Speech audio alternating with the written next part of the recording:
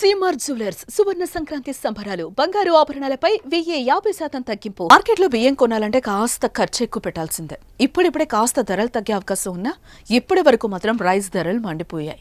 సన్న బియ్యం ధర భారీగా పెరిగింది. దీంతో ప్రజలు తీవ్ర ఇబ్బందులు పడ్డారు, ఇప్పటికీ పడుతున్నారు. అయితే ఇకపై తెలంగాణ ప్రజలకి ఈ బాధల నుంచి విముక్తి కలగనుంది. రాష్ట్రంలో త్వరలో సన్న బియ్యాన్ని ఇచ్చేందుకు రేవంత్ రెడ్డి ప్రభుత్వం సిద్ధమవుతోంది. రేషన్ కార్డుదారులకు సన్న బియ్యం ఉచితంగా అందించాలని రాష్ట్ర ప్రభుత్వం భావిస్తోంది.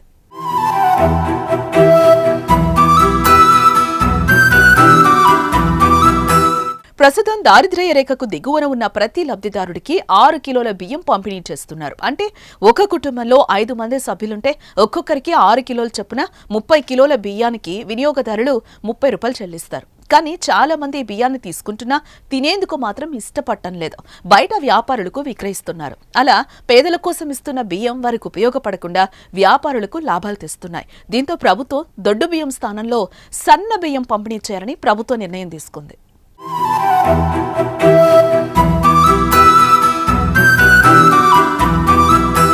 రాష్ట్రంలో సన్నధాన్యాన్ని రైతుల నుంచి కొనుగోలు చేసి తిరిగి నిరుపేదలకే పంపిణీ చేయాలన్న ఉద్దేశంతో ఈ కొత్త పథకాన్ని తీసుకొస్తున్నట్లుగా సమాచారం.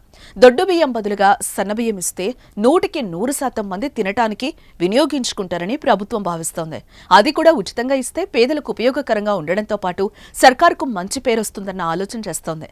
శనివారం జరగనున్న రాష్ట్ర మంత్రివర్గ సమావేశం ముందుకు పేదలకు సన్నబియ్యం పంపిణీ అంశం చర్చకు రానున్నట్లుగా తెలుస్తోంది. ఫిబ్రవరి నుంచి పేదలకు సన్నబియ్యం పంపిణీ చేసే అవకాశం ఉంది.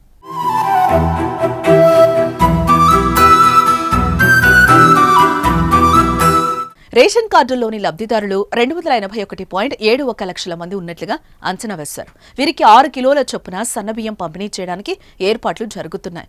పంపిణీకి సుమారు 1.70 కోట్ల టన్నుల బియ్యం అవసరమని అంచనా వేస్తున్నారు. దీనిపై కసరత్తు జరుగుతోంది. మరోవైపు కొత్త రేషన్ కార్డుల జారీకి కూడా అధికారులు సర్వం సిద్ధం చేస్తున్నారు. త్వరలోనే విధి విధానాలు ప్రకటించనున్నారు. ఇప్పటికే అధికారులు విధి విధానాలను ఖరారు చేసినట్టుగా తెలుస్తోంది. అయితే సన్నబియ్యం పథకం కొత్త రేషన్ కార్డులు ఇచ్చాక ప్రవేశపెడతారా, ముందే ఇస్తారా అన్నది చూడాలి మరి.